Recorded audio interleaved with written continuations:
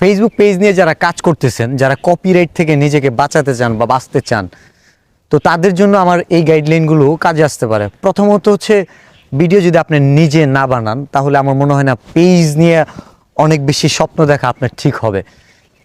কারণ হচ্ছে, অন্যের ফসল দিয়ে নিজের গোলা ভরা যায় না। আপনি আমার ভিডিও বা অন্য কারো ভিডিও নিয়ে ফেসবুকে যখন আপলোড দিবেন, কোনো না কোনো একটা সময় কেউ না কেউ আপনাকে কপিরাইট দিবে। এই কপিরাইটটা যে দিবে, আপনি তার প্রতি মনক্ষুণ্ণ হতে পারেন বা তার কাছে মনে করতে পারেন যে আমি তাকে বলি সে মাফ করে দিবে। ব্যাপারটা কিন্তু এমন না, ঠিক আছে? মাফ করে কাদের? ভুল করলে কিন্তু ক্ষমা করে, মাফ করে। কিন্তু আপনি অপরাধ করলে কিন্তু শাস্তি হয়। আপনি আমাকে গালি দিলেন, আমি আপনাকে গালি দিলাম, ঠিক আছে আমাকে মাফ করে দাও, এটা না হয় মাফ করে দেওয়া যায় না। আপনি আমাকে মেরে ফেললেন অথবা আমি আপনাকে কিছু একটা করে ফেললাম, তারপরে কি আমি চাইলাম আর আপনার মাফ করে দিবেন? দুনিয়া কি এরকম না। সো কোনো কন্টেন্ট ক্রিয়েটরের ভিডিও নেভার এভার আমি সাজেস্ট করব কখনোই ডাউনলোড করে আপলোড দিয়েন না। হইতে পারে সেই কথাটা আপনার মনের কথা বলছে কন্টেন্ট ক্রিয়েটর, আপনি ভাবতেছেন এই কথাটা আমার, ঠিক আছে আমি পোস্ট করে রাখি।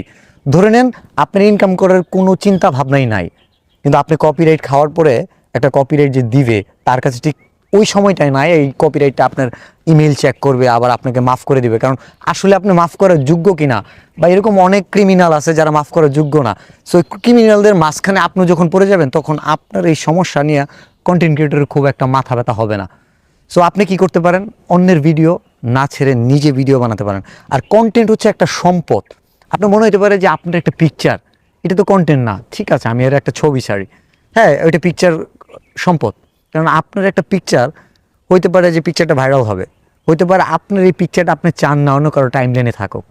আপনার ছবিটা আপনার সম্পদ, এবং সেটাকে সুরক্ষা করে দেওয়ার জন্য ফেসবুক আছে। আপনার শুধু ছবি ভিডিও না, একজন রাইটার সে তো লেখালেখি করবে, সে হয়তো আমাদের মতো ভিডিও বানায় না, আপনার মতো ছবি ছাড়ে না, বাট তার লেখাগুলো সে কীভাবে নিজের সম্পত্তি হিসেবে রাখতে পারে, সেটার জন্য রাইট ম্যানেজার একটা অপশন আছে, যেটাতে অ্যাপ্লাই করলে রাইট ম্যানেজারের অ্যাক্সেস যখন দেয়, তখন তার একটা লেখা, একটা লাইনও তার সম্পদ। ওই লাইনটা আপনি ব্যবহার করতে পারবেন না, যদি করেন সেটা তার সম্পদ, সে চাইলে সেটার ক্ষতিপূরণ চাইতে পারে। ক্ষতিপূরণ কি? যখন রাইট ম্যানেজার কারণে আপনার ফেসবুক ওই লেখাটা বা ওই ভিডিওটা, ওই ছবিটা রিমুভ করে দিবে, সরাই দিবে, তখন কিন্তু আপনার একটা ইস্যু চলে আসবে।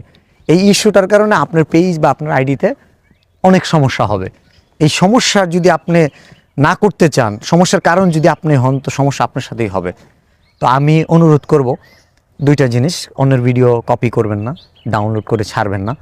আর আরেকটা জিনিস সেটাও বলবো যে যদি ছেড়েও ফেলেন, যদি কপিরাইট চলেও আসে, আপনার ফলোয়ার্স কত লাখ, আপনার পেজে কত ডলার আছে, বা আপনার আইডি কত শখের, এই কষ্টগুলো তাকে বুঝাইতে যান না। কারণ যেই কপিরাইট দিছে সে কষ্ট পাওয়ার পরেই কিন্তু অতটা পথ হাঁটছে। আমার কাছে মনে হয় এই ভুল পথে পানা ভাড়ায়া আর সঠিক পথে থাকা উচিত। একটা আইডি থেকে যদি আপনি কপিরাইট খেয়ে যদি এখান থেকে শিক্ষা হন যে আপনার যার ভিডিওটা কপি করছেন সে আপনাকে ক্ষমা করলো না, তার মানে আপনি একটা অপরাধ করছেন, সেটার শাস্তি হিসেবে আপনার আইডি চলে যেতে পারে, আপনার পেজ নষ্ট হতে পারে, আপনার অনেক বছরের সময়, এই কষ্টের যে যা অর্জন, এটা ধূলিসাৎ হতে পারে। কিন্তু আপনার এই ভুল থেকে যে শিক্ষা নিয়ে আগাবেন, সেটা দিয়ে আপনি অনেক দূর যেতে পারবেন। আর আপনাকে মাফ করবে যে, আমি বলবো আপনাকে যদি মাফ করা হয়, আপনাকে সবচেয়ে আরেকটা বড় ভুল করাবে। কারণ আপনার তখন ধারণা হয়ে যাবে, না মাফ তাহলে পাওয়া যায়, মাফ তাহলে করে দেয় অনুনয় বিনিময় করলে। এতে করে আপনি আবার সেকেন্ড টাইম ভুল করবেন, থার্ড টাইম ভুল করবেন, এবং এমন এক সময় ভুল করবেন এমন কারো কাছে কখনোই মাফ করবে না। মানুষ প্রাক্তন কি তো ক্ষমা করে না, আর ভিডিও চোরদের কীভাবে ক্ষমা করবে বলেন?